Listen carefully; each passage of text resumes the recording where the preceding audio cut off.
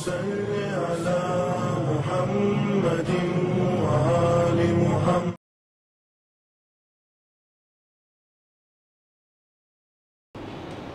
لا حول ولا قوة إلا بالله العلي العظيم.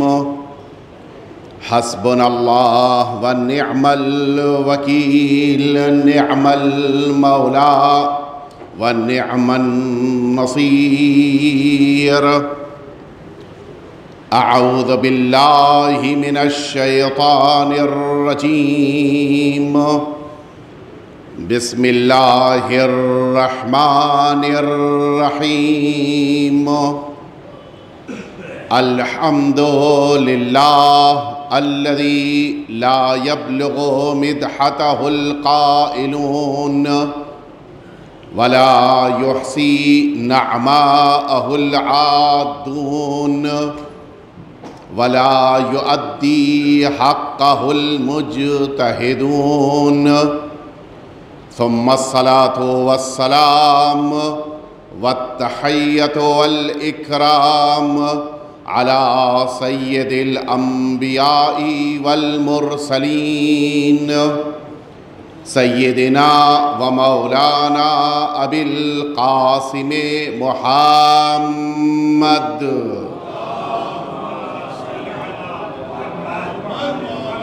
صلى الله عليه وعلى أهل بيته الأطيبين الأنجبين الذين أذهب الله عنهم الرجس وطهرهم تطهيرا. اللهم صل على لا سيما الإمام المبين بقية الله في الأرضين. أرواحنا وأرواح العالمين لتراب مقدمه الفداء، واللعنة الدائمة الباقية على أعدائهم أجمعين. أما بعد، فقد قال الله الحكيم في كتابه المبين: وإذا ناديتم إلى الصلاة اتخذوها هزوا ولعبا ذلك بأنهم قوم لا يعقلون. ایک دفعہ مل جل کے آپ سبھی حضرات صلوات بھیج دیجئے.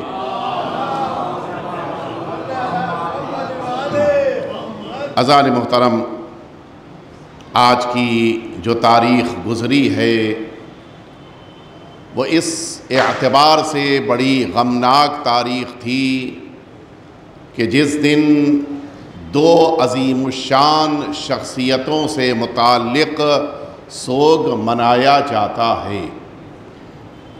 بعض روایات کی بنا پر ہمارے اور آپ کے چھٹے امام امام جعفر صادق علیہ السلام مولا کی شہادت بھی بیان کی گئی ہے، اگرچہ آج کی تاریخ اور اسی مہینے کی 25 تاریخ بھی مولا کی شہادت سے متعلق ذکر ہوئی ہے. بہرحال ہماری یہ ذمہ داری ہے کہ ہم مولا کے غم میں فرش عزا بچھائیں، اور چونکہ ہمارا مذہب اور مسلک ہی ہمارے آقا اور مولا کی بنا پر قائم اور دائم اور باقی ہے، لہٰذا ہمیں اپنے مولا کو زیادہ سے زیادہ نہ صرف یہ کہ یاد کرنا چاہیے بلکہ پیغام کو دنیا والوں تک پہنچانا چاہیے. اور اسی طرح سے آج کی تاریخ منسوب ہے اس عظیم الشان شہزادی سے کہ جنہیں اللہ رب العزت نے ثانی زہرا کا درجہ اور رتبہ دیا، اور آپ کو شریکت الحسین قرار دیتے ہوئے آپ کا نام نامی جناب زینب علیہ مقام قرار پایا. اللہم صلی علی. ان دونوں شخصیتوں کا تذکرہ آج کے دن ہونا چاہیے، اور بظاہر آج دوپہر کی مجلس میں آپ کے درمیان آقا اور مولا کا ہمارے امام کا تذکرہ ہو چکا ہے. لہٰذا میں چاہوں گا کہ اس عظیم الشان شہزادی سے متعلق چند باتیں عرض کروں کہ جن کا اس اسلام پر عظیم احسان ہے۔ وہ شہزادی کہ جنہیں اللہ رب العزت نے اسلام کے لیے ایک عظیم رتبہ اور درجہ دیا، ان کی شخصیت کو سمجھنا اور ان کی سیرت کے مطابق زندگی گزارنا بڑا اہم ہے، لیکن بڑا مشکل کام ہے۔ لہٰذا ہمیں چاہیے کہ ہم سیرت کو پڑھیں، سمجھیں اور اس کے مطابق اپنے عقیدے کو قائم کرتے ہوئے کوشش کریں کہ ہم اس سیرت کو اپنی زندگی میں جس حد تک ممکن ہو اختیار کریں۔ میں مقدمتاً اس آیے شریفہ سے متعلق کہ جسے میں نے آپ کے سامنے عرض کیا اس سے متعلق چند باتیں عرض کروں اور پھر اپنے موضوع کی طرف آپ کو لے کر آ جاؤں۔ اللہ رب العزت نے اس مدینہ طیبہ میں رہنے والے ان افراد کا تذکرہ کیا ہے کہ جو بظاہر رسالت مآب کے اطراف میں بیٹھتے ہیں، رسالت مآب کی باتوں کو ظاہر یہ کرتے ہیں کہ ہم قبول کرتے ہیں اور ان باتوں کے مطابق زندگی گزارتے ہیں، لیکن اللہ کے رسول کو اللہ نے متوجہ کرایا ہے کہ یہ افراد کہ جن تک آپ پیغام کو پہنچا رہے ہیں ان کا کیا عالم ہے اور ان کی عقل کا درجہ کیا ہے۔ خاص بات ہے، اس پر میں چاہوں گا کہ آپ توجہ فرمائیں۔ اللہ رب العزت نے یہ دو باتیں پہنچائی ہیں اپنے حبیب تک، اپنے پیغمبر تک، اور ان دونوں باتوں پر ہمیں غور کرنا ہے۔ اللہ کہہ رہا ہے، اے میرے حبیب وَإِذَا نَادَيْتُمْ إِلَى الصَّلَاةِ، جب آپ ان لوگوں کو نماز کی دعوت دیتے ہیں تو کیا کرتے ہیں؟ یہ سب ہونا تو یہ چاہیے کہ جو شمع رسالت کے پروانے ہیں حضور اکرم کے کہہ دینے پر دوڑ کے مسجد میں آ جائیں اور پھر نماز کا اقامہ کریں، لیکن قرآن کہہ رہا ہے کہ اتخذوها ہزوا ولعبا۔ اے پیغمبر، جب آپ ان سے کہتے ہیں کہ آؤ نماز پڑھو، تم اقامہ نماز کرو، نماز میں شامل ہو جاؤ، جماعت میں آ جاؤ، تو یہ سب کیا کرتے ہیں؟ اتخذوها، اس آپ کی نماز کو، پیغمبر کی اس خبر کو وہ سب مذاق بناتے ہیں اور اس کو معاذ اللہ کھلواڑ بنا دیتے ہیں۔ اتخذوها ہزوا ولعبا، نہ صرف یہ کہ اس کا مذاق اڑاتے ہیں بلکہ اسے کھلواڑ بناتے ہیں، اور اس کے بعد کا جملہ قرآن کا بڑا قیمتی ہے۔ یہ ایک بات کہ اے پیغمبر یہ آپ کے پیٹ پیچھے یا آپ کے پشت کے اوپر یہ مذاق بناتے ہیں، اس کے بعد قرآن مجید کہہ رہا ہے ذالک بأنہم قوم لا یعقلون، وجہ یہ ہے کہ یہ وہ افراد ہیں کہ ظاہر بظاہر تو عقل والے دکھائی دیتے ہیں، لگتا یہ ہے کہ یہ صاحبان عقل ہیں، لگتا یہ ہے کہ عاقل ہیں، لیکن حقیقت یہ ہے کہ اے پیغمبر ان لوگوں کے پاس گویا عقل ہے ہی نہیں، یہ عقل کا استعمال ہی نہیں کر رہے ہیں۔ اللہ آپ کو سلامت رکھے۔ ایک دفعہ مل جل کے صلوات بھیج دیں آپ حضرات۔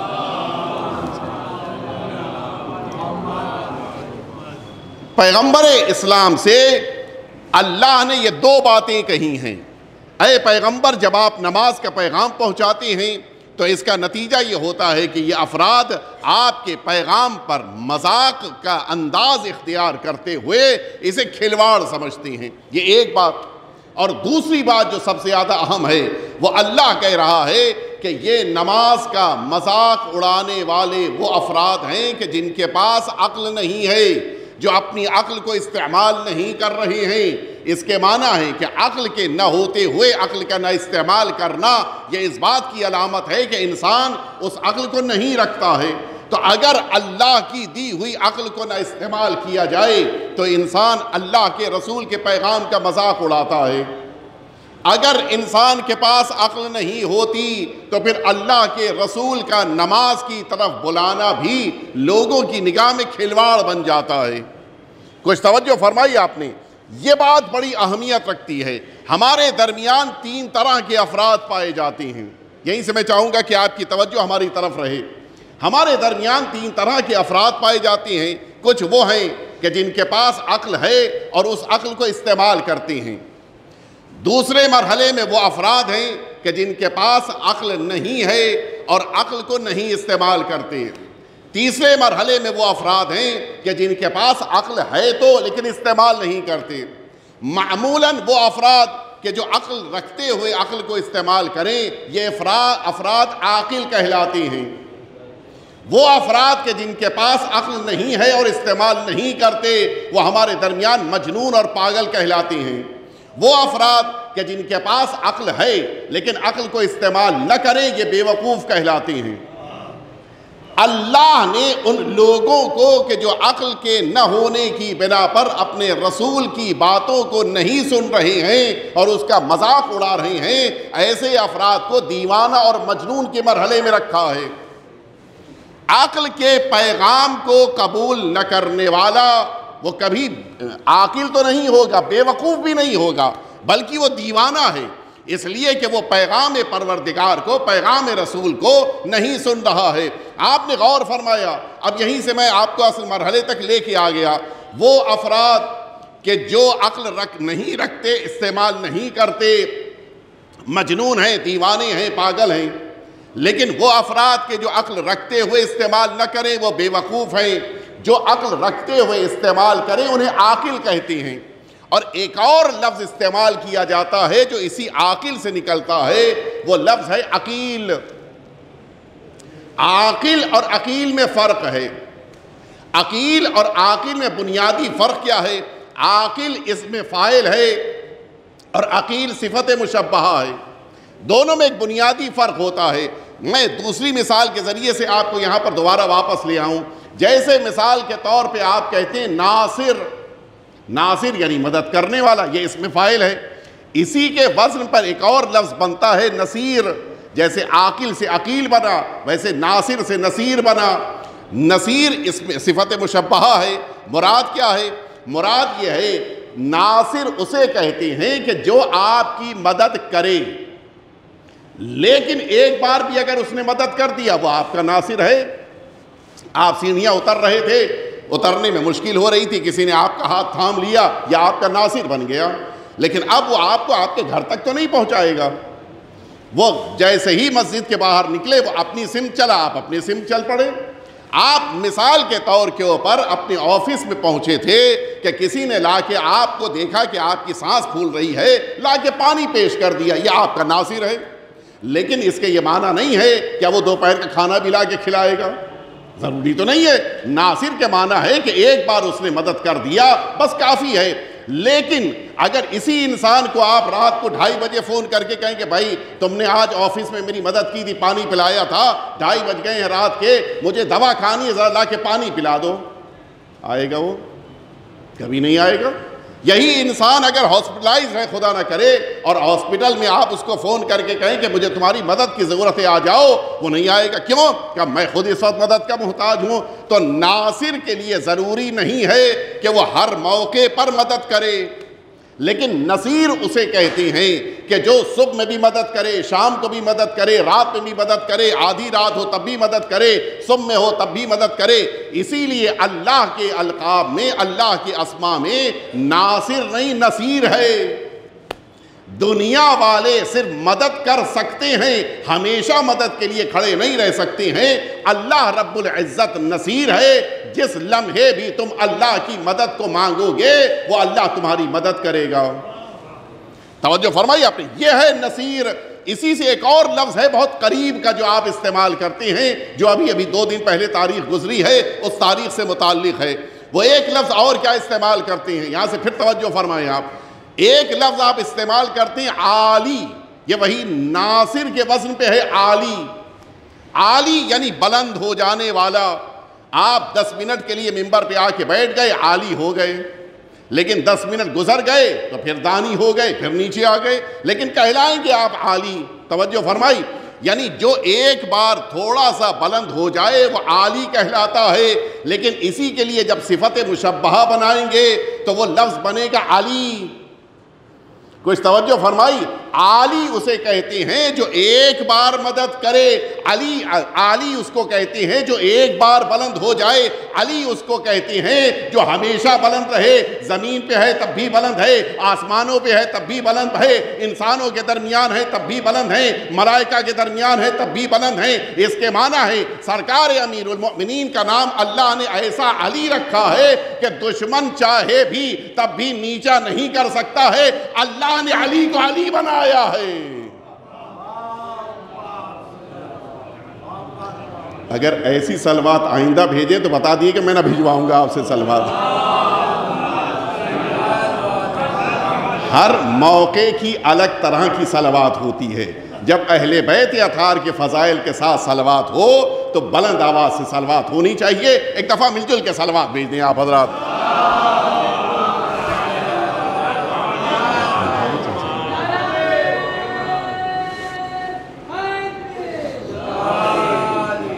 آپ توجہ فرمائیں, لفظ آپ کے ذہنوں تک پہنچ گیا.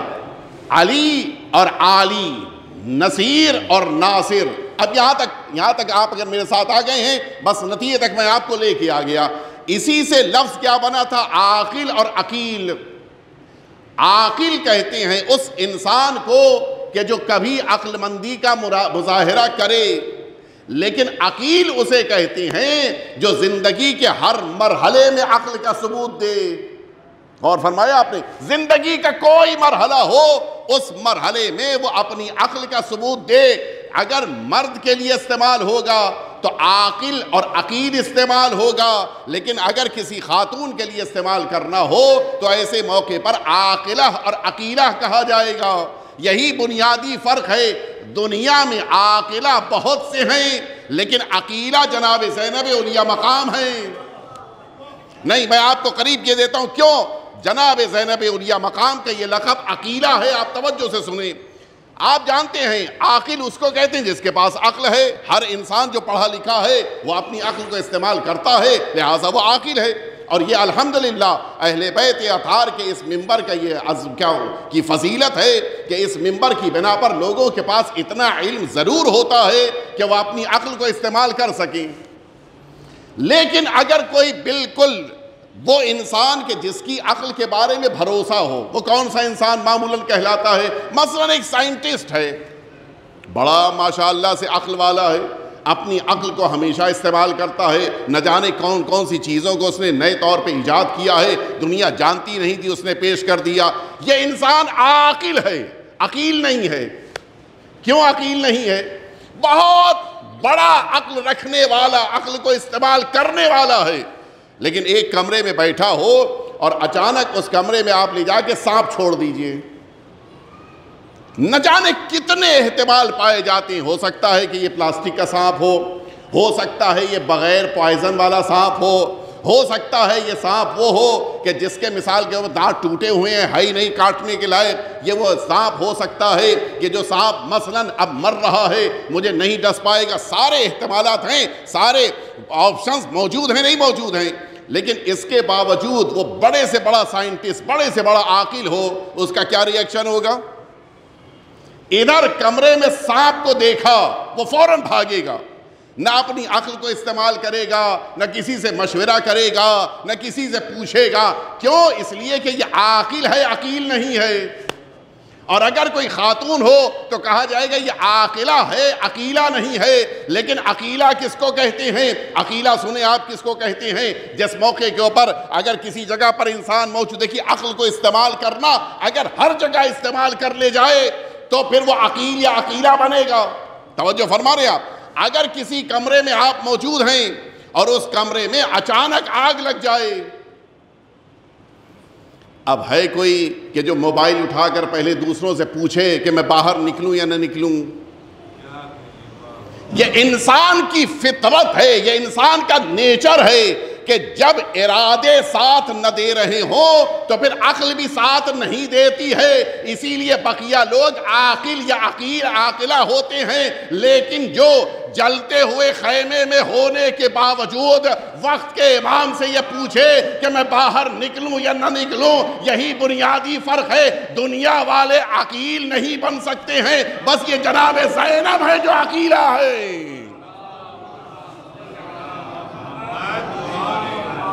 ایک دفعہ اس سے بہتر صلوات بھیج دیں آپ حضرات. یہ وہ بنیادی طور کے اوپر جناب زینب کا عمل ہے جہاں پر ارادے ساتھ چھوڑ دیتے ہیں, انسان گھبرا کے باہر نکلتا ہے. ایسے وقت میں بھی وقت کے امام سے جا کر یہ گفتگو کرنا, وہ بھی سکون کے عالم میں گفتگو کرنا, یہ عام انسان کے بس کی بات نہیں ہے. انسان تو آپ اردو زبان میں کہتے ہیں کہ ہاتھ پیر پھول جاتے ہیں, ایسے موقع پہ تو عاقل بڑے سے بڑا عاقل ہوگا، وہ سوچ بھی نہیں سکتا کہ مجھے اس موقع میں باہر نکلنے کے علاوہ بھی کچھ کرنا ہے۔ اسی بنا پر جناب زینب علیہ مقام کو عقیلہ کہا جاتا ہے۔ آپ کی عظمت کو تو آپ محسوس کریں، ہر مرحلے میں اپنی عقل کو استعمال کرنا، یہ اس عظیم الشان شہزادی کی عظمت ہے کہ جنہیں اللہ نے اپنی بارگاہ سے علم کے ساتھ بھیجا ہے، عالمہ بنایا ہے۔ میں 2-3 لفظیں آپ کے سامنے عرض کر رہا ہوں تاکہ مرحلے تک اپنی بات کو پہنچا کے گفتگو مکمل کروں۔ میں 3 کلمات کے لیے آپ کو زحمت دی ہے میں نے، ایک عقیل اور عقیلہ کہ جس کی بات گفتگو مکمل ہو گئی۔ اور یہ عجیب ہے، اس گھرانے میں بھائی ہے تو قمر بنی ہاشم ہے، بہن ہے تو عقیلہ بنی ہاشم ہے۔ یہ بالکل منفرد گھرانہ ہے، دنیا سے ان کا مقابلہ ہی نہیں ہے۔ چونکہ سرکار وفا سے متعلق گفتگو ہو چکی ہے لہٰذا میں اس طرف لے کے نہیں جاؤں گا۔ اللہ نے یہ 2 بھائی بہن بالکل مختلف بنائے ہیں۔ آئیے میں دوسرے ٹائٹل کی طرف جناب زینب علیہ مقام کا ہے آپ کو لے کے چلوں۔ جناب زینب علیہ مقام کا ایک لقب ہے عالمہ، یعنی پڑھی لکھی خاتون، اور وہ بھی ایسی عالمہ کہ وقت کے امام نے کہا کہ انتی بحمد اللہ عالمۃ غیر معلمہ۔ اے پھوپھی اماں، اللہ کا شکر ہے کہ آپ کو اللہ نے عالمہ بنایا ہے، دنیا میں کسی کو پڑھانے کی ضرورت نہیں ہے۔ اچھا ایک بات میں آپ سے پوچھنا چاہتا ہوں، ہم سے بھی ماشاءاللہ جتنے لوگ یہاں پر ہیں سب پڑھے لکھے ہیں، کتنا علم ہے ہمارے پاس؟ زیادہ سے زیادہ اگر ہمارے پاس پاسٹ کا علم ہے تو اپنے بارے میں ہے۔ مثلا میں بتا سکتا ہوں کہ آج دوپہر میں نے کیا کیا، لیکن سامنے والے نے دوپہر میں کیا کیا مجھے کیا خبر؟ میں اپنے بارے میں تو جانتا ہوں لیکن دوسروں کے بارے میں میرے پاس علم نہیں ہے، تو ہمارا پاسٹ کا علم تو اتنا کمزور ہے۔ اور جب فیوچر کی بات آئے، یہ 2 لفظوں پہ غور کیجئے گا، جب فیوچر پہ بات آئے تب تو پھر بالکل ہم میں سے کوئی بھی ایسا نہیں ہے کہ جو عالم کہلائے۔ ہمیں نہیں پتا ہے کہ یہ مجلس کب ختم ہوگی، کتنے بڑے عالم ہوں لیکن نہیں پتا ہے، کسی کو نہیں پتا ہے۔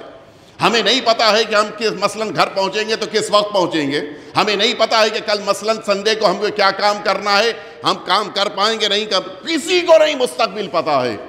لیکن جسے اللہ علم دے کر بھیجتا ہے ان کے پاس ماضی کا علم بھی ہوتا ہے، مستقبل کا علم بھی ہوتا ہے۔ آپ سنیں گے جس موقع کے اوپر یہی دربار ہے یزید کا، اب سنیں آپ، اللہ نے جنہیں عالمہ بنایا ہے، یزید کا دربار ہے، اور اس دربار یزید میں اسی اللہ کی بنائی ہوئی عالمہ اور عقیلہ نے 2 جملے کہے ہیں، پورا ماضی جملوں میں آ گیا، پورا مستقبل آ گیا ہے۔ کیا فرمایا؟ یزید کو خطاب کیا، وہ یزید کہ جس سے گفتگو کرنے کی ہمت نہیں ہوتی تھی کسی کی، وہ یزید کہ جس یزید کے لیے لوگ ڈرتے تھے اس کے سامنے زبان کھولتے ہوئے، اس یزید کی آنکھوں میں آنکھیں ڈال کر بڑی جرأت اور ہمت کے ساتھ علی کی شیر دل بیٹی نے جملہ کہا، یبنت طلقاء، اے آزاد کردہ غلاموں کے لڑکے۔ آپ نے کچھ توجہ فرمائی؟ دیکھیے اگر وہ ترجمہ جو میں نے کیا اس ترجمے کی بات ہوتی تو ہر ایک جانتا ہے یہ جملہ کہا جا سکتا تھا، لیکن اب آپ جناب زینب کے علم کی وسعت کو محسوس کریں۔ جناب زینب علیہ، اچھا یہ بھی عجیب ہے، جب یبنت طلقاء کہا آزاد کردہ غلاموں کے لڑکے، تو اب تو یزید کو ٹوکنا چاہیے تھا کہ کیا کہہ رہی ہو؟ یزید کی خاموشی بتا رہی ہے کہ جو اعلان جناب زینب نے کیا ہے وہ بالکل صحیح ہے۔ اور فرما رہے ہیں آپ؟ اچھا اب آئیے، میں نے کیوں جملہ کہا کہ پورا ماضی جناب زینب نے اسے ایک جملے میں پیش کر دیا ہے۔ جناب زینب نے خطاب کیا ہے یزید کو، اور یزید کے لیے جملہ کہا ہے، پوری توجہ رہے آپ حضرات کی، یزید کے لیے جملہ کہا کہ اے آزاد کردہ غلاموں کے لڑکے، یہ نہیں کہا کہ آزاد کردہ غلام کے لڑکے۔ کچھ توجہ فرمائی آپ نے؟ انسان ایک کا بیٹا ہوتا ہے یا کئی کا لڑکا ہوتا ہے؟ انسان تو ایک کا بیٹا ہوتا ہے، ایک کا لڑکا ہوتا ہے، کہنا چاہیے تھا یبن الطلیق، اے آزاد کردہ غلام کے لڑکے یزید، لیکن یبن الطلیق نہیں فرمایا، یبن الطلقاء فرمایا ہے۔ فرماتی آزاد کردہ غلاموں کے لڑکے یزید۔ اب آپ متوجہ ہوئے، شہزادی کے ماضی کا علم محسوس کریں، جناب زینب علیہ مقام نے یزید کی پوری نسلوں کو اور شجروں کو دیکھا ہے، تب ایک جملہ فرمایا ہے،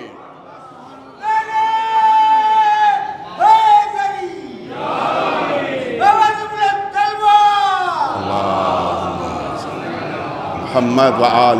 ایک جملہ ہے جو پورے شجرے کو بیان کر رہا ہے، یبن الطلقاء، اے آزاد کردہ غلاموں کے لڑکے۔ اور ادھر سے بھی خاموشی اور سناٹا بتا رہا ہے کہ جب اللہ کی وحی کے گھرانے کی پیدا زینب علیہ مقام بولتی ہیں تو پھر دشمن میں بھی ہمت نہیں ہے کہ بیچ میں کچھ ٹوک سکے۔ اور اب دوسرا جملہ سنیں گے آپ، جناب زینب علیہ مقام اسی کے بعد فرماتی ہیں، فَقِدْ قَيْدَكْ وَسْعَ سَعْيَكْ وَجْهُدْ جُهْدَكْ فَوَاللَّهِ لَا تَمْحُو ذِكْرَنَا وَلَا تَمُدْ وَحْيَنَا۔ جتنی کوششیں کر سکتا ہے کر لے، جتنی سعی کر سکتا ہے کر لے، لیکن میں اللہ کی قسم کھا کے کہتی ہوں تو ہمارے تذکرے کو نہیں مٹا سکتا، اور تم ہماری وحی کو یعنی قرآن کو ختم نہیں کر سکتے ہو۔ آپ نے غور کیا، ابھی اسی دربار میں اسی جگہ پر بیٹھ کر یزید نے کہا تھا کہ معاذ اللہ لعبت ہاشمی بالملک فلا خبر جاء ولا وحی نزل۔ میں کہہ رہا ہوں، یزید کہہ رہا ہے، میں کہتا ہوں کہ بنی ہاشم نے معاذ اللہ کھلواڑ کیا، نہ تو کوئی وحی آئی ہے اور نہ ہی قرآن اترا ہے، نہ کوئی پیغمبر آیا ہے۔ یزید کے سامنے کسی میں ہمت نہیں تھی کہ یہ کہہ سکے کہ قرآن تو اللہ نے اتارا ہے، لیکن جناب زینب علیہ مقام نے اللہ کی قسم کھا کے بتا دیا کہ قیامت تک یہ قرآن باقی رہے گا، چاہے یزید جتنی کوشش کر لے۔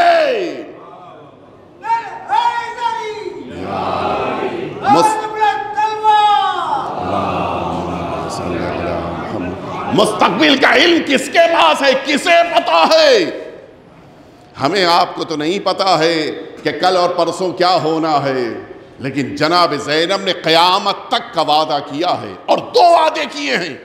ایک وعدہ فرماتی ہیں کہ یزید یاد رکھنا، ہمارے ذکر کو نہیں تو ختم کر سکتا، مٹا سکتا، ہمارے سر قلم کر سکتا ہے، ہمارے ہاتھوں میں تو رسیاں باندھ سکتا ہے، ہمیں زندان میں ڈال سکتا ہے، لیکن ہمارے وحی ہمارے ذکر کے اوپر پہرے نہیں بٹھا سکتا ہے۔ اور آپ یقین جانیں، یہ عجیب ہے، ایک جملہ آپ کے ذہنوں کے حوالے کر رہا ہوں، یہی حجاج بن یوسف ثقفی نے سب سے پہلے اعلان کیا کہ ذکر قتل حسین لوگوں پر حرام ہے۔ سب سے پہلے حجاج نے اعلان کیا تھا کہ ذکر امام حسین نہیں کیا جائے، ان کے مقاتل، ان کے قتل کا تذکرہ نہیں ہونا چاہیے، حرام ہے، پابندی لگائی گئی۔ اور ادھر دربار میں کھڑے ہو کے جناب زینب علیہ مقام نے وعدہ کیا کہ میں وعدہ کرتی ہوں کہ قیامت تک ذکر حسین باقی رہے گا۔ یہ عجیب ہے، آج بھی دنیا میں دونوں کے وارث موجود ہیں، کچھ جناب زینب کے وارث ہیں، کچھ حجاج کے وارث ہیں، جو جس کا وارث ہے ویسا کر رہا ہے۔ جو حجاج والے ہیں وہ اس تذکرے کو ایک دفعہ مجھے کے صلوات بھیجتے ہیں آپ۔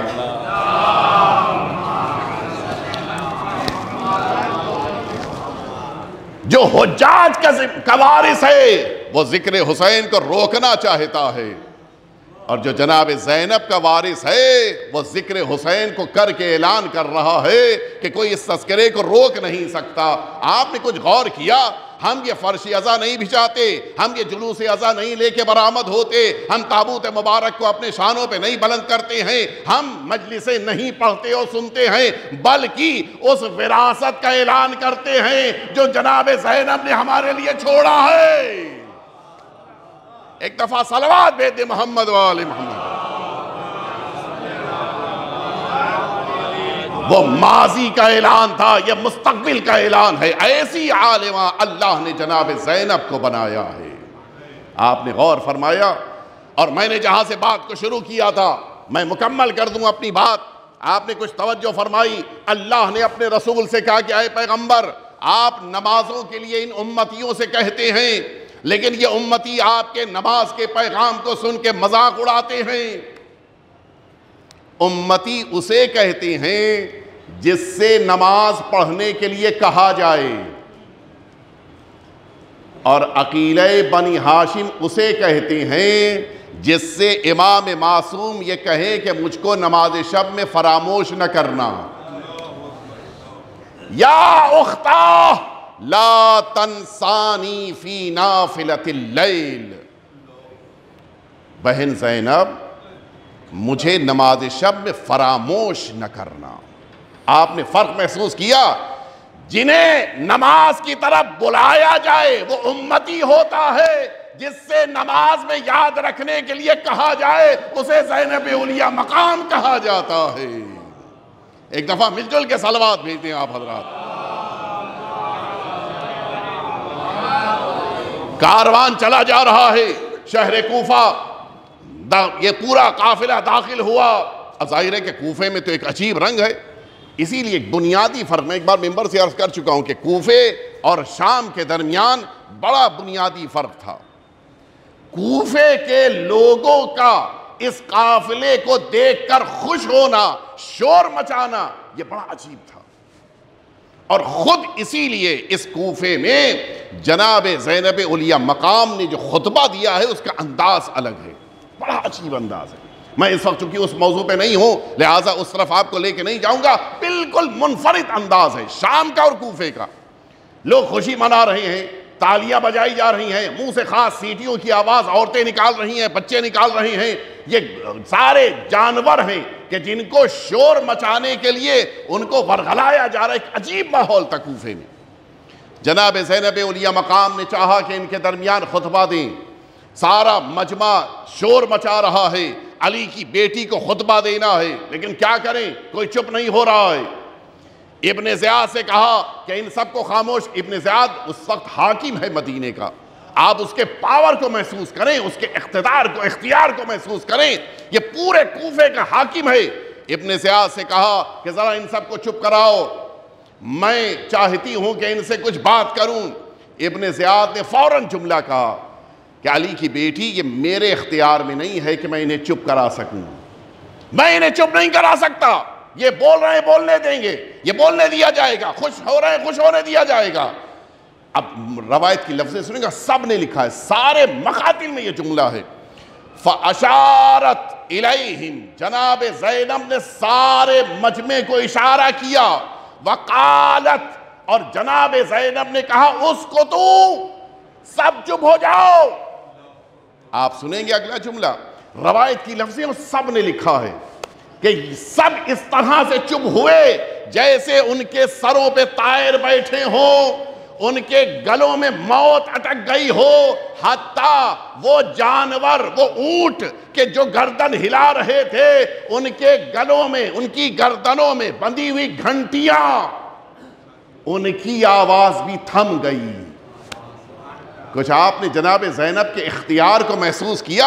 ابن زیاد نے کہا تھا انہیں چپ کرانا ہمارے بس میں نہیں ہے، اور جناب زینب نے چپ کرا کے بتا دیا جہاں سے حکومتوں کا اختیار ختم ہوتا ہے جناب زینب کا وہاں سے شروع ہوتا ہے۔ صلوات بیت محمد وآل محمد۔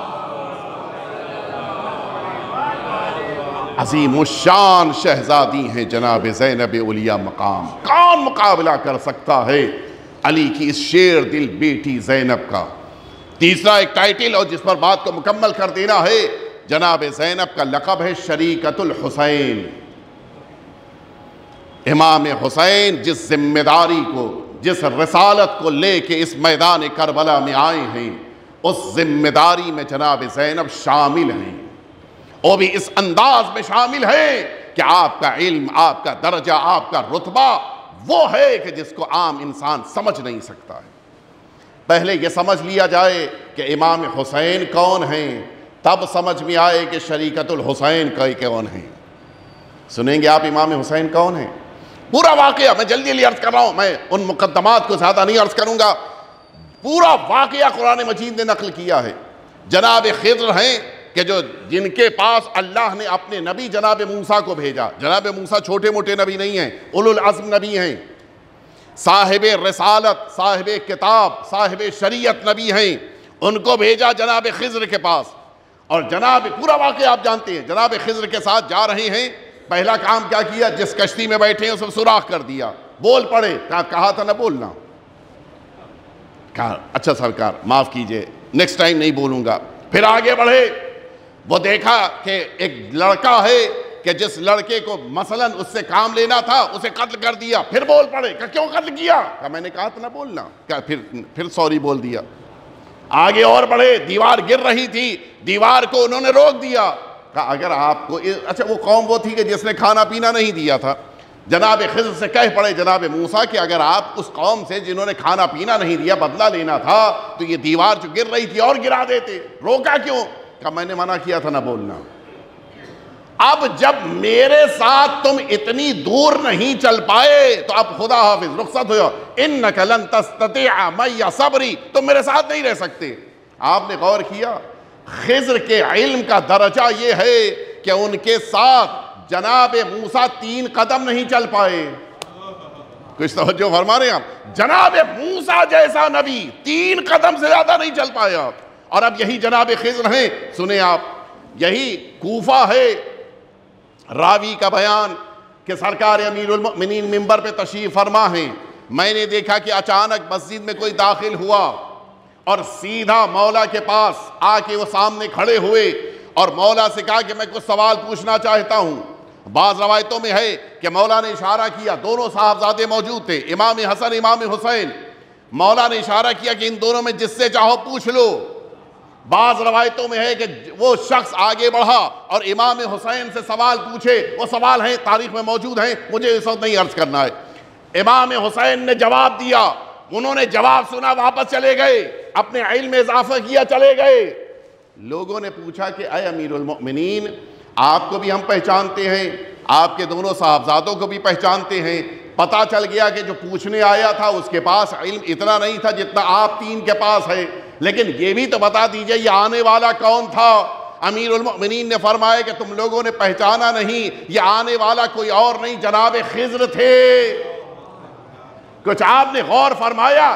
جناب موسیٰ جناب خضر کے جیسا علم نہیں رکھتے، اور جناب خضر کے علم کا عالم یہ ہے کہ آ کر امام حسین سے سوال پوچھ رہے ہیں. اب آپ ذرا سوچیں تو امام حسین کے علم کا درجہ اور رتبہ کیا ہوگا کہ خضر جیسا نبی آ کے سوال پوچھ رہا ہے. اب آپ ذرا غور کیجئے، امام حسین علم کی اس بلندی پر ہیں اور جناب زینب شریکت الحسین ہے.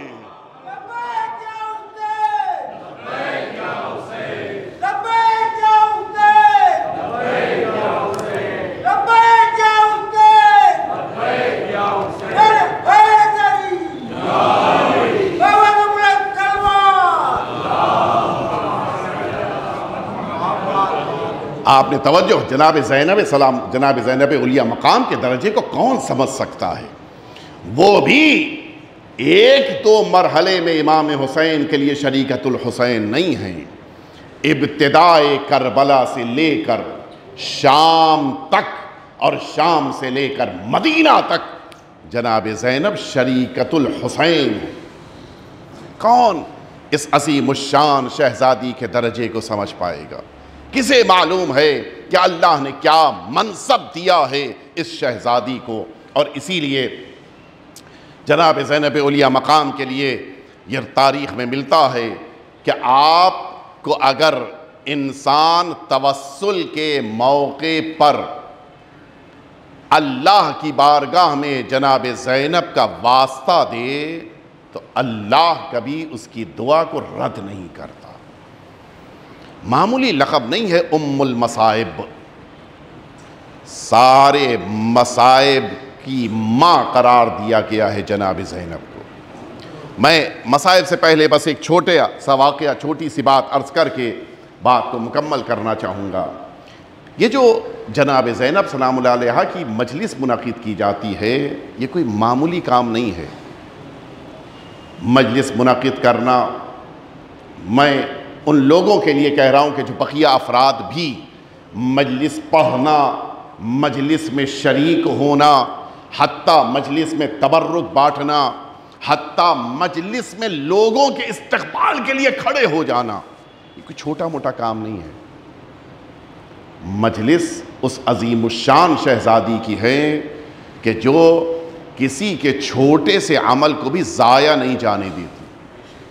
تفصیلی واقعہ ہے، مجھے اس تفصیل میں نہیں جانا ہے، جتنا مختصر کر سکتا ہوں اتنا مختصر کر کے آپ کے سامنے عرض کر رہا ہوں۔ اسی بحرین کا ایک شخص ہے کہ جو زیارت کرنے کے لیے مشہد جا رہا تھا، اور ظاہر ہے کہ جب نکلا ہے تو پہلے زیارت کرے گا اس سیریا میں جناب زینب اولیاء مقام کی بارگاہ کی، اور جناب سکینہ بنت الحسین صلوات اللہ وسلم علیہما کی زیارت کرے گا، اور اس کے بعد عراق آئے گا، عراق کی زیارت ہے، اس کے بعد مشہد آئے گا، اور پھر مشہد سے اس کو واپس جانا ہے۔ لیکن یہی وہ انسان کہ جو جیسے ہی نکلا، اور ابھی سیریا پہنچا بھی نہیں تھا بحرین سے، اس کا سامان چوری ہو گیا، اور جو رقم لے کے جا رہا تھا، ظاہر ہے کہ بڑی رقم لے کے جانا تھا، 3 جگہوں کی زیارت کرنی ہے، سارا پیسہ چلا گیا۔ بڑی شدت سے، اب یہ تو بڑا پریشان ہے، مجبور ہو گیا، کیا کر سکے، بڑی شدت سے اس نے اپنے امام کو پکارا کہ مولا آپ ہی کچھ مدد کیجئے، واپس جا نہیں سکتا اس لیے کہ زیارت کے لیے جا رہا ہوں، میں اپنے پرسنل کام سے جا رہا ہوتا تو چھوڑ کے چلا جاتا، لیکن نہیں، زیارت کے لیے مجھے زیارت کرنی ہے۔ تفصیل ہے اس میں، مولا سے ملاقات ہوئی اور مولا نے کچھ رقم اس کے حوالے کی کہ یہ رقم تم کو تہران تک خرچ کرنا ہے تمہیں، اور ایک جملہ فرمایا کہ تہران چلے جانا، تمہاری جتنی امانت ہے تہران میں، یہ جتنی تمہاری امانت ہے یہ ساری امانت تمہاری سامرہ میں موجود ہے، وہاں جا کر اس امانت کو تم لے لینا۔ اس نے پوچھا میں کس سے لوں گا، وہاں جا کے کس کے پاس جاؤں گا؟ اس موقع کے اوپر امام نے اس سے کہا کہ اگر چاہتے ہو کہ اپنی امانت کو واپس لو تو چلے جانا آیت اللہ العظمیٰ سید ابو الحسن اصفہانی علیہ الرحمت والرضوان کے پاس۔ نجف اشرف میں ان کا قیام تھا، لیکن یہ واقعہ اس زمانے کا ہے کہ جب یہ سامرہ گئے ہوئے تھے، ان کے پاس چلے آنا، امانت ان کے پاس ہے۔ کہ اگر انہوں نے مجھ سے پوچھ لیا کہ تمہیں کس نے میرے پاس بھیجا ہے تو اچھا، ابھی تک نہیں پہچانا تھا امام کو۔ امام نے اس سے کہا کہ ان سے کہہ دینا کہ اس نے پیغمبر کا نام لیا، میں نام چونکہ ظاہر ہے منع کیا گیا ہے کہ پیغمبر کا نام نہ لیا جائے، پیغمبر کا نام لیا کہ انہوں نے بھیجا ہے کہ ان سے کہہ دو ابو الحسن اصفہانی سے کہ یہ جو امانت ہے وہ تمہارے حوالے کرتے ہیں، اور نشانی کے طور پہ یہ کہہ دینا کہ جنہوں نے تمہارے پاس بھیجا ہے، آغا اصفہانی سے کہہ دینا جنہوں نے تمہارے پاس بھیجا ہے انہوں نے کہا ہے کہ اس موقع پر جب تم میری پھوپھی کی بارگاہ میں حرم کی صفائی کر رہے تھے میں کھڑے ہو کے تمہیں دیکھ رہا تھا۔ اچھا، ابھی تک تو اس ظاہر کو کچھ سمجھ میں نہیں آیا اس رقم کے ذریعے سے زیارت کرتا ہوا پہنچا آیت اللہ العظمیٰ سید ابو الحسن اصفہانی علیہ الرحمت والرضوان کے پاس، کہ حضور میری ایک امانت آپ کے پاس ہے۔ کہ کون سی امانت؟ کیا فلاں نے آپ کے پاس بھیجا؟ کیا کوئی نشانی؟ اس نے نشانی بیان کر دی کہ جنہوں نے آپ کے پاس بھیجا ہے انہوں نے یہ جملہ کہا ہے کہ کہہ دینا ابو الحسن اصفہانی سے جا کے کہ جس موقع کے اوپر میری پھوپھی کے حرم میں حرم کی صفائی کر رہے تھے میں وہاں پہ کھڑے ہو کے دیکھ رہا تھا۔ مرجع تقلید تھے سید ابو الحسن اصفہانی، اور ایسے ویسے نہیں بلکہ وہ مرجع کے جن کی ملاقات آخری امام سے ہوتی تھی۔ وہ آخری خط امام کا سید ابو الحسن اصفہانی کے نام آیا ہے۔ ایسی عظیم شخص اپنی جگہ سے اٹھ کے کھڑے ہو گئے، انہوں نے یہ جملہ کہا ہے۔ کہا کہ سرکار اگر یہ جملہ آپ کے لیے مفہوم ہے، اس میں کوئی بات سمجھ میں آ رہی تو مجھے بھی بتا دیجئے۔ خود سید ابو الحسن اصفہانی بیان کرتے ہیں کہ میں اپنے دوست، اچھا یہ واقعہ جا کے اس زائر نے آیت اللہ کنی سے تہران میں تو ان سے بھی پوچھا، انہوں نے بھی تصدیق کی کہ ہم لوگ طالب علمی کے دور میں اسی نجف اشرف سے زیارت کرنے کے لیے سیریا جناب زینب اولیاء مقام صلوات اللہ وسلام علیہا آپ کی بارگاہ میں زیارت کرنے کے لیے گئے تھے۔ آپ سب بھی دعا کریں جناب زینب اولیاء مقام کی بارگاہ کی زیارت پروردگار ہم سبھی کو عطا فرمائے۔ ہم سب طالب علمی کے دور میں زیارت کرنے کے لیے جس موقع پر پہنچے تھے اس موقع پر عالم یہ تھا کہ جناب زینب کے حرم میں اس موقع پر خادم جا چکے تھے۔ وقت ہوتا ہے ہر ایک کا، دروازہ بند کرنے کا وقت تھا، ہم سب اندر داخل ہوئے، پورا حرم خالی تھا۔ ہم نے یہ دیکھا کہ حرم میں تھوڑا لوگوں نے مثلا کسی نے چائے پی تو کپ چھوڑ دیا ہے، کسی نے مثلا کوئی چیز کھائی ہے اس کا کور چھوڑ دیا، ریپر چھوڑ دیا، ایک حرم میں ایسا لگ رہا تھا کہ ہر طرف سامان بکھرے ہوئے ہیں۔ ہم دونوں نے سوچا کہ حرم کی صفائی کی جائے، میں اور آیت اللہ کنی کہ آیت اللہ کنی تو گئے جلدی سے، جو وہاں پہ صفائی کے لیے جاروب یا جھاڑو تھی اس کو لے آئے، انہوں نے صفائی شروع کر دی۔ میرے پاس کچھ نہیں تھا، میں کیسے صفائی کرتا؟ کہتے ہیں آیت اللہ اصفہانی کہ میں نے اپنے سر سے اپنا عمامہ اتارا۔ سب سے زیادہ انسان کو یہ اپنا عمامہ پسند ہوتا ہے، کہ اپنا عمامہ اتارا، میں نے اسی کپڑے کے ذریعے سے حرم کی صفائی شروع کر دی۔ کہ مجھے نہیں پتا تھا کہ میرا مولا مجھے اس موقع پر دیکھ رہا ہے۔ اور اب آپ سنیں گے آیت اللہ اصفہانی کا یہ جملہ، آیت اللہ کنی سے جا کر جس موقع پر اس زائر نے پوچھا کہ کیا واقعہ ہوا تھا، کہاں ہوا تھا، اور یہی بنیادی فرق تھا۔ اب یہیں سے توجہ فرمائیں جناب زینب کی خدمت کا صلہ کیسے ملتا ہے، کہا یہی بنیادی فرق تھا۔ میں وہاں کی جاروب کے ذریعے سے صفائی کر رہا تھا، مجھے جناب زینب نے بس اتنا درجہ دیا کہ میں آیت اللہ تک پہنچا، اور وہ اپنے عمامے سے صفائی کر رہے تھے۔ شہزادی نے انہیں وقت کا مرجع بنایا۔ یہ ہے عظمت جناب زینب اولیاء مقام کی۔ جو جتنی خدمت کرتا ہے جناب زینب اتنا ہی اسے عطا کرتی۔ دلوں کی گہرائیوں سے خلوص نیت کے ساتھ جناب زینب اولیاء مقام کی خدمت کا جذبہ پیدا کیجئے، یقیناً شہزادی ہم سبھی کی مدد کریں گی انشاءاللہ۔ بس میں نے اپنی بات کو ختم کر دیا۔ میں یہ بات کہہ رہا تھا کہ بھروسہ لوگوں کا جناب زینب اولیاء مقام پر ہے، لوگوں سے زیادہ بھروسہ امام وقت کو جناب زینب پر تھا۔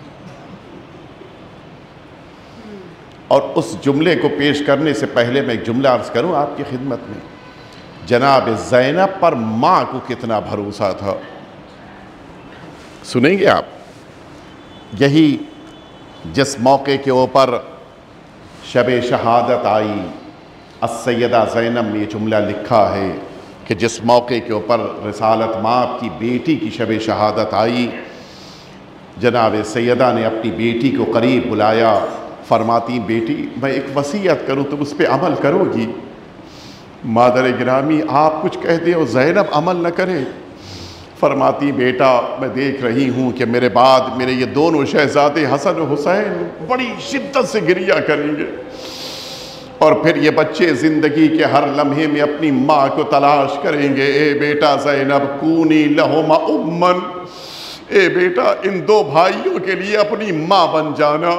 عجیب جملہ تھا جناب زہرا کا، اور اسی جملے پہ عمل کرتے ہوئے جناب زینب نے بھی ہر لمحے میں اپنے بھائیوں کے لیے وہ خدمت پیش کی ہے جو ایک ماں اپنے بچوں کے لیے کرتی ہے۔ ہاں جس موقع کے اوپر امام حسن کے تشت میں جگر کے ٹکڑے گر رہے تھے، بھائی بعد میں پہنچا ہے، بہن پہلے آگے پہنچ چکی ہے اور بھائی سے لپٹ کے گریہ کر رہی ہے۔ یہ تو امام حسن کے لیے شفقت ہے۔ آئیے میں آپ کو میدان کربلا میں لے کر چلوں۔ امام حسین میدان کربلا میں ارباب مقاتل نے جملہ لکھا ہے، جب امام حسین ذرا بھی کوئی مشکل محسوس کرتے تھے اپنی بہن کے پاس آتے تھے اور زینب سے بیان کرتے تھے، اور جناب زینب کے جملے امام حسین کے دل کو سکون دیتے تھے۔ اے بہن زینب میرا حبیب دنیا سے چلا گیا، اے بہن زینب زہیر ابن قین دنیا سے چلے گئے، اے بہن زینب میرا ساتھی ہلال دنیا سے چلا گیا۔ ایک ایک صحابی کی خبر شہادت حسین بہن تک پہنچاتے تھے، یہاں تک کہ اب عائشہ کی باری تھی، جگر کے ٹکڑوں کی باری تھی۔ اے زینب میرے آن اور میرے محمد دنیا سے رخصت ہو گئے، میرا قاسم دنیا سے رخصت ہو گیا، اے بہن زینب میرا علی اکبر دنیا سے رخصت ہو گیا۔ آزاداروں سنیں گے، حسین ہر مصیبت میں بہن کا سہارا لیتے تھے اور بہن بھی بھائی کو دلاسا دیتی تھی، لیکن علامہ امینی نے جملہ لکھا ہے ہے امام حسین ایک مصیبت ایسی ہے کہ اب ہمت امام حسین کی ساتھ نہیں دے رہی ہے، اپنی بہن کے پاس حسین جانے کے لیے تیار نہیں ہے، ادھر بہن انتظار کر رہی ہے، خیمے سے حسین گئے تھے لیکن واپس ابھی تک آئے ہوں گے، میرے پاس نہیں آئے۔ زینب نے بے چینی کے عالم میں اپنے بھائی کو ڈھونڈنا شروع کیا، ہر خیمے میں قدم رکھا لیکن بھائی دکھائی نہ دیا۔ اچانک ایک خیمے میں اب جو زینب نے قدم رکھا، دیکھا زمین کربلا پہ حسین بیٹھے ہیں، دونوں ہاتھ اٹھے ہوئے اللہ کی بارگاہ میں جملہ کہہ رہے ہیں، اے میرے پروردگار، تو نے میرے اکبر کو لیا، میں نے زینب کو بتا دیا، تو نے عون اور محمد کو لیا، میں نے زینب کو بتایا، تو نے ساری شہادتوں کے موقع پر مجھے موقع دیا، لیکن اے میرے پروردگار اب حسین کی ہمت جواب دے گئی ہے، کیسے اپنی بہن سے کہے کہ تیرا پردے کا محافظ تیرا عباس اب دنیا میں نہیں رہ گیا، بس یہ جملہ سننا تھا۔ زینب زمین کربلا پہ بیٹھ گئی، اے میرے پروردگار، میرے عباس کے بعد اب مجھے یقین ہے کہ میرا بھائی بھی قتل ہو جائے گا، اب مجھے یقین ہو گیا، میرے سر سے ردا بھی چھنے گی، میرے ہاتھوں میں رسن بھی بندھے گی۔ اے عباس، اب تمہارے بعد حسین بھی اکیلا ہو گیا، زینب بھی اب اکیلی ہو جائے گی۔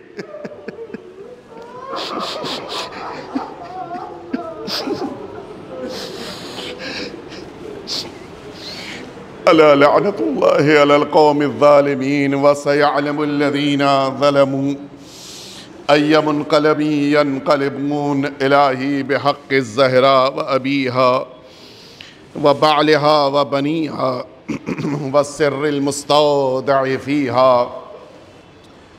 أن تصلي على محمد وآل محمد۔ پروردگار ہم سبھی کے آقا اور مولا کے ظہور میں تعجیل فرما، پروردگار ہم سبھی کو جناب زینب اولیاء مقام کے عزاداروں میں شمار فرما، پروردگار وہ تمام مؤمنین اور مؤمنات جو جناب زینب اولیاء مقام کے لیے مجلسیں کر رہے ہیں، پروردگار ان سبھی کو جناب زینب کی شفاعت نصیب فرما، پروردگار ہم سبھی کو عاقبت بخیر فرما، پروردگار جو مؤمنین بیمار ہیں جناب زینب کے صدقے میں انہیں شفا عطا فرما، پروردگار ان بدلتے ہوئے حالات میں تمام مؤمنین کی جان مال عزت آبرو اور ایمان کی حفاظت فرما، پروردگار ہم سبھی کو اپنے زمانے کے امام کے خدمت گزاروں میں شمار فرما اور حضرت کے رکاب میں ہم سب کو شہادت نصیب فرما۔